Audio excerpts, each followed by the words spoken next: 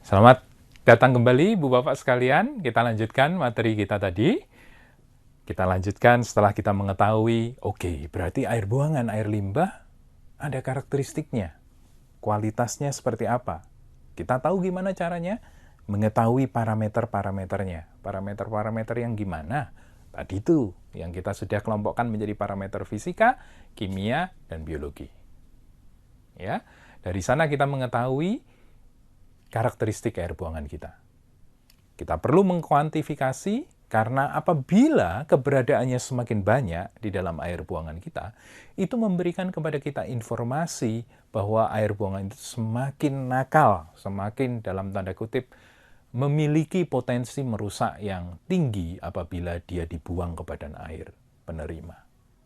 Ada logam beratnya, Pb, oh kecil kok, oh besar kok, itu memiliki implikasi yang berbeda.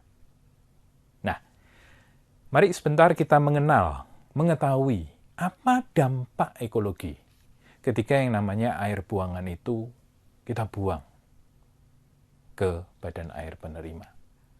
Yang pasti, Ibu Bapak sekalian, ketika kita membuang air buangan tanpa pengolahan, maka itu akan memberikan dampak yang serius pada lingkungan penerimanya.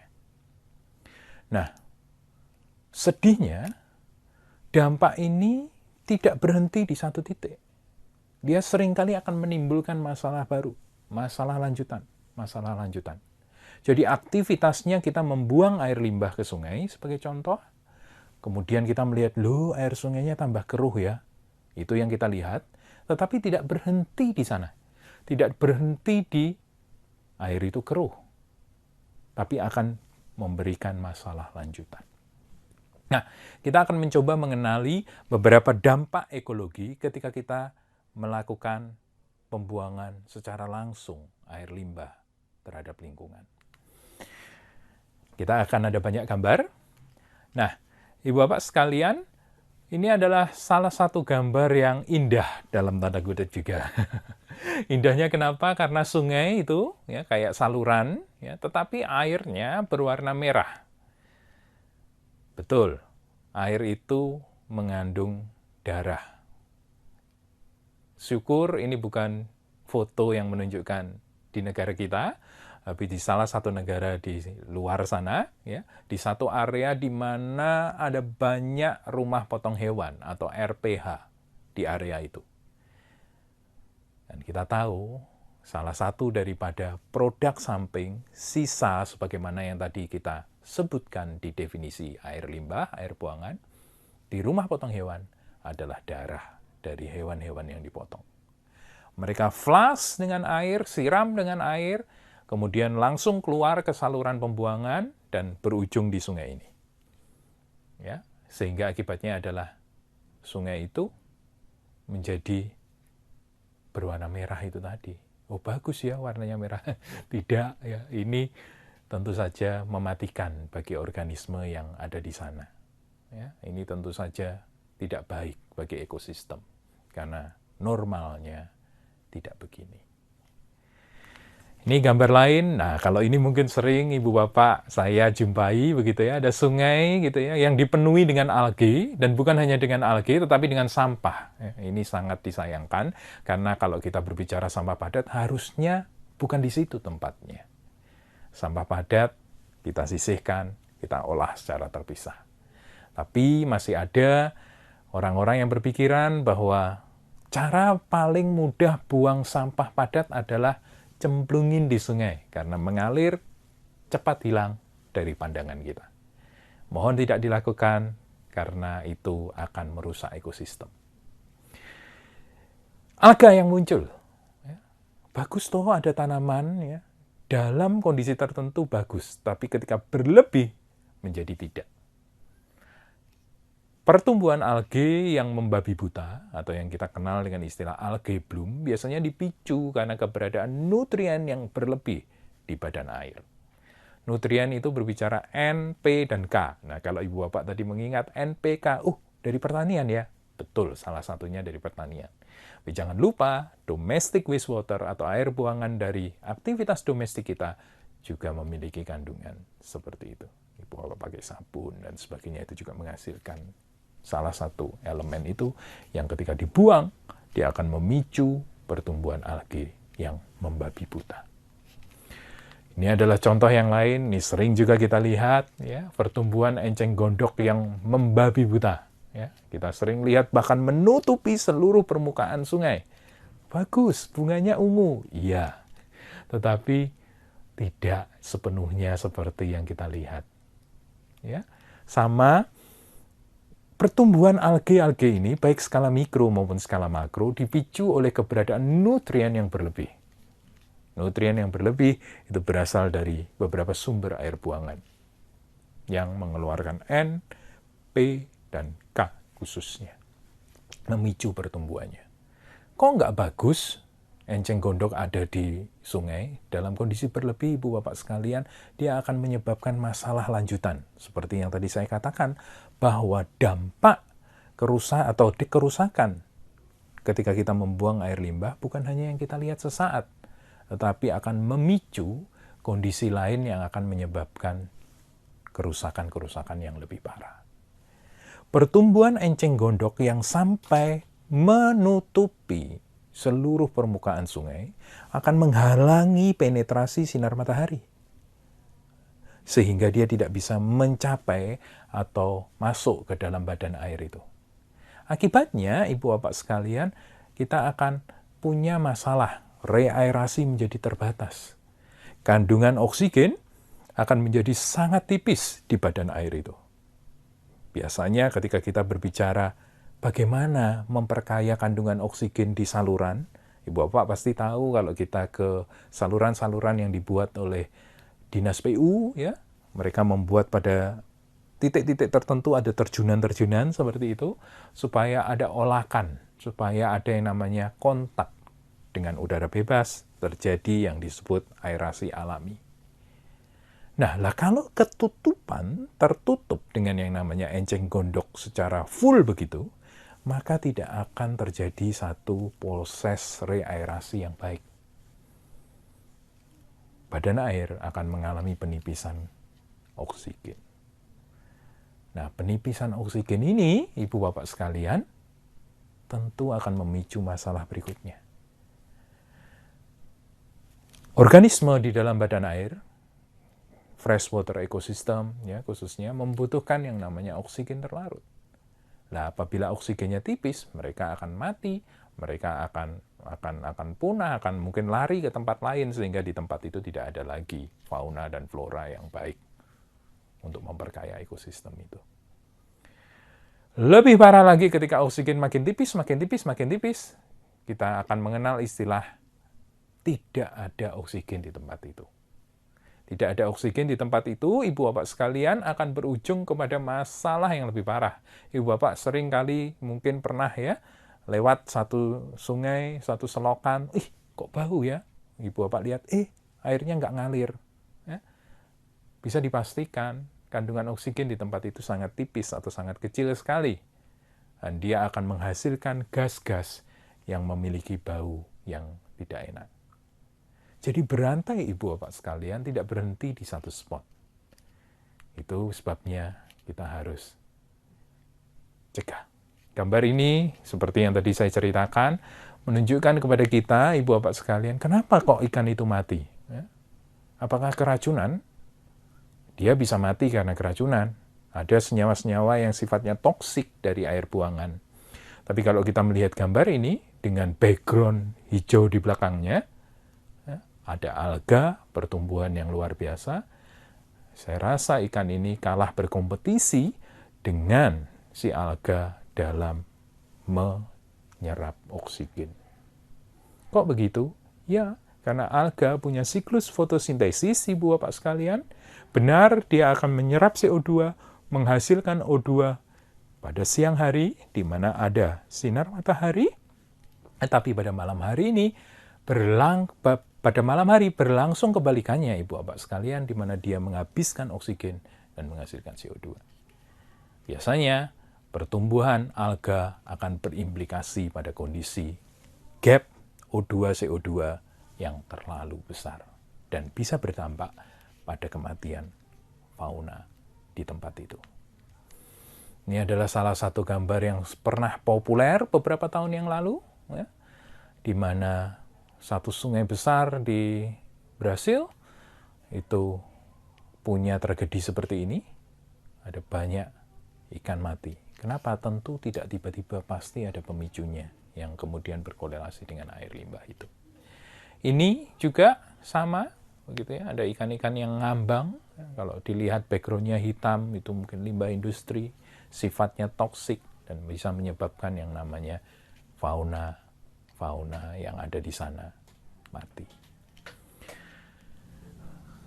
Ibu Bapak pernah melihat gambar ini mungkin, ya. Moga-moga tidak sering-sering. Bagaimana yang namanya sungai, airnya berbusa. Harusnya tidak berbusa tentu saja. Tetapi kenapa berbusa? Kembali kita berbicara masalah adanya pembuangan air limbah sembarangan di sana. Ini contoh yang lain, ketika kita berbicara sungai yang tercemari, Ibu Bapak bisa melihat foto-foto yang mirip atau serupa dengan ini, gambar-gambar yang mirip atau serupa dengan ini, di mana industri, unfortunately, membuang yang namanya limbahnya tanpa pengolahan. Tidak semua industri, banyak industri yang juga sudah punya environmental perspektif yang bagus, tetapi harus kita akui kejadian seperti ini masih terjadi. Moga-moga dengan skala yang ke depan semakin berkurang dan zero ke arah sana. Nah, Ibu Bapak sekalian, ketika kita berbicara masalah air buangan, begitu ya, sekali lagi saya ingin memberikan highlight atau penekanan di sini, bahwa tidak sesimpel ini, yaitu, paling airnya nanti jadi kotor. Tadinya bening, ya ini agak kuning kalau kita buang air limbah. Tidak sesimpel itu. Tetapi konsekuensi kerusakan lingkungan hidupnya akan panjang sekali. Ketika kita melihat perubahan warna, mungkin itu yang kita lihat sesaat. Tetapi proses selanjutnya bisa jadi lebih berbahaya dibandingkan hanya karena perubahan warna itu. Apa yang lebih berbahaya itu tadi? Ya, banyak hal yang terjadi di sana. Ini dia. Ya. Yang pertama kita lihat adalah penurunan kualitas air. Yang paling gampang kita ketahui perubahan warna. Tapi ada proses-proses yang lebih serius yang mungkin tidak bisa kita lihat dengan visual, secara visual langsung, yaitu adanya defisit oksigen sebagai contoh seperti yang tadi saya sampaikan. Atau adanya akumulasi logam berat di sedimen di air itu maupun di fauna, di badan, di tubuh daripada organisme yang tinggal di badan air penerima. Pada kondisi di mana tidak ada oksigen atau fauna itu keracunan atau mengalami yang namanya exposure atau paparan daripada logam berat atau senyawa-senyawa beracun yang lain, maka dia akan mengalami kematian. Bisa juga proses-proses yang lebih kompleks seperti mutagenik, berubah bentuk atau mengalami perubahan gen dan sebagainya. Tingkat reproduktivitas yang menurun dan sebagainya, itu akan terjadi. Akibatnya ekosistem akan mengalami imbalance atau ketidakseimbangan sampai pada satu titik yang lebih parah, ekosistem itu hilang atau rusak. Ketika kita berbicara itu berhubungan dengan biodiversity. Biodiversity adalah keanekaragaman hayati. Ketika kita berbicara keanekaragaman hayati, harapannya Ibu Bapak sekalian di satu tempat, badan air, sungai, danau, dan sebagainya, kita berbicara air, ekosistemnya baik, biodiversity-nya, keanekaragamannya terjaga dengan baik. Hewan-hewan khas, ya, flora-flora khas di tempat itu terjaga dengan baik. Tapi ketika air limbah datang, dibuang begitu saja masuk ke dalam badan air itu, maka ancaman seperti yang saya sebutkan akan terjadi. Dan hal yang selalu harus kita ingat adalah pada satu titik yang akan mendapatkan resiko itu juga manusia. Ketika yang namanya air bersih itu mengalami kelangkaan, karena ya jadi kotor semua, gitu ya, maka kita sendiri akan susah. Dan itu tidak baik. Apalagi kalau kita tahu bahwa air adalah senyawa esensial yang sangat kita butuhkan untuk mensupport kebutuhan kita. Saya coba menggambarkan begitu penurunan kualitas air itu terus menyebabkan apa? Ketidakseimbangan elemen di dalam badan air, adanya gangguan atau terjadi proses alam apa yang mengganggu proses alami, ya. Terus kemudian apa? Adanya elemen-elemen yang penting tapi menjadi tidak ada karena satu proses dengan adanya air buangan itu dia jadi berkurang atau menghilang, ya. Terus kemudian kerusakan ekosistem terjadi, kelangkaan sumber air bersih juga akan mengikuti, dan kita semua akan mengalami dampaknya. Ini saya mengingatkan Ibu Bapak bisa browsing di internet tentang cerita ini, sangat populer di Jepang. Ya. Bagaimana yang namanya satu perusahaan ya, membuang air limbah, mengandung merkuri tanpa pengolahan ke teluk yang disebut Teluk Minamata. Berlangsung tahunan, sampai kemudian yang namanya senyawa itu atau logam berat itu, Hg itu, tertimbun di dalam tubuh fauna-fauna atau organisme yang ada di laut, yang ada di tempat itu. Dan kemudian dikonsumsi oleh penduduk di area situ. Maka merkuri itu kemudian akan pindah dari organisme yang hidup di laut ke tubuh manusia. Berlangsung sekian tahun, sampai akhirnya memberikan indikasi yang menyedihkan. Ada banyak bayi lahir cacat, orang-orang yang dewasa pun mengalami perubahan dalam arti ada penyakit-penyakit tertentu, salah satunya yang Ibu Bapak bisa telusuri di internet, mereka sebut dancing cat kayak tremor begitu. Dan itu menjadi tragedi yang luar biasa di Jepang pada tahun itu. Pada masa lampau. Ketika kita berbicara level nasional, kita punya banyak pekerjaan rumah di sana, ya. Kita pernah dikejutkan oleh berita ini, begitu ya, bahwa Sungai Citarum itu menjadi salah satu dari top 10 polluted river di dunia, ya. Itu prestasi yang tentu kita tidak mau, tetapi ketika dilakukan investigasi memang kondisinya seperti itu. Dan kita menemukan banyak kejadian yang mirip ya di beberapa sungai di Indonesia. Ibu Bapak bisa melihat gambar ini, ada satu pembeda warna yang sangat jelas begitu ya. Kalau tadi di Citarum, sampah plastiknya atau sampah padatnya yang mendominasi, memenuhi badan air itu. Ini Ibu Bapak bisa lihat perbedaan warnanya, yang satu hitam, yang satu hijau kecoklatan. Kita bisa dengan mudah melakukan dugaan bahwa yang hitam itu seharusnya tidak masuk ke sungai. Ya, bisa bayangkan juga ketika kita punya air yang berwarna hitam seperti itu, kira-kira dampaknya terhadap ikan, terhadap fauna, flora di perairan itu seperti apa. Ini juga seringkali ya teman-teman aktivis lingkungan juga seringkali terjun di sana. Betul bahwa sungai bukan tempat pembuangan sampah, bukan tempat pembuangan sampah padat, tempat pembuangan limbah cair mungkin iya, tapi setelah dilakukan pengolahan. Ya.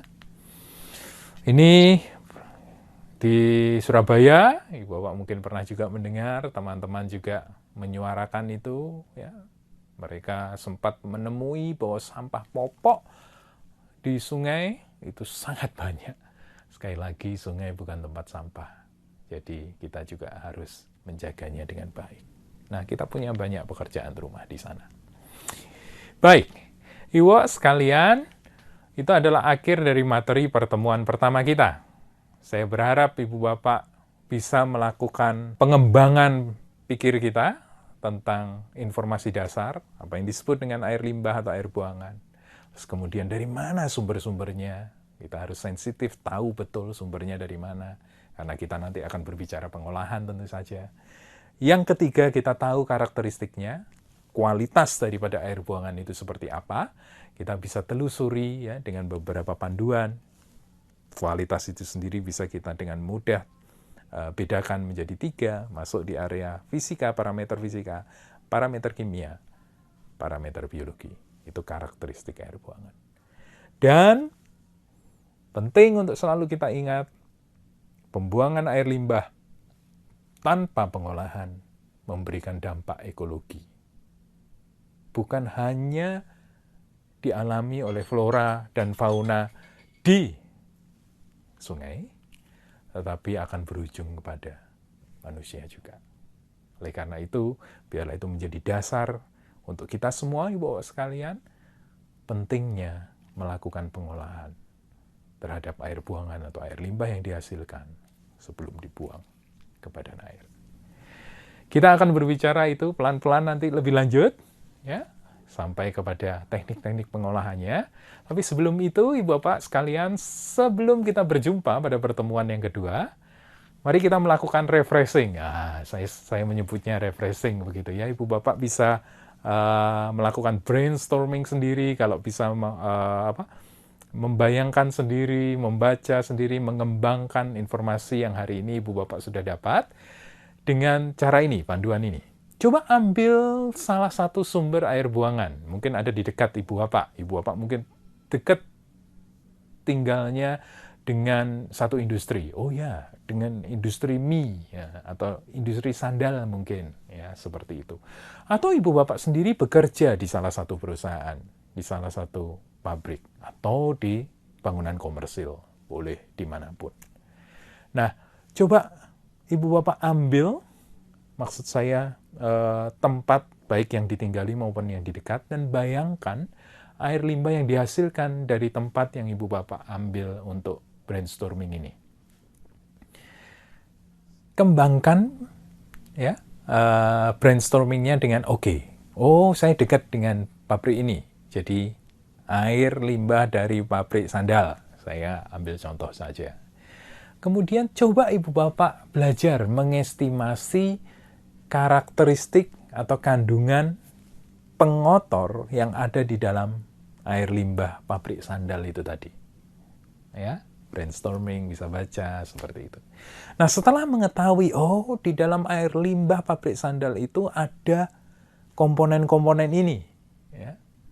Seperti yang tadi ketika kita berbicara parameter fisika, kimia, fisika. Ya. Fisika, kimia, biologi, minta maaf. Ya. Ibu Bapak kemudian coba pikirkan kembali, estimasi. Kalau dia mengandung PB, kalau dia mengandung Hg, kira-kira dampak ekologinya apa ya jika air limbah itu tidak diolah terlebih dahulu. Itu ya Ibu Bapak sekalian ya, sekaligus mempraktikkan apa yang kita sudah pelajari pada pertemuan pertama ini. Kita akan ketemu di pertemuan kedua, ya. Kita akan sharing lagi tentang materi lanjutannya. Tetap sehat Ibu Bapak sekalian dan sukses bagi kita semua. Sampai jumpa.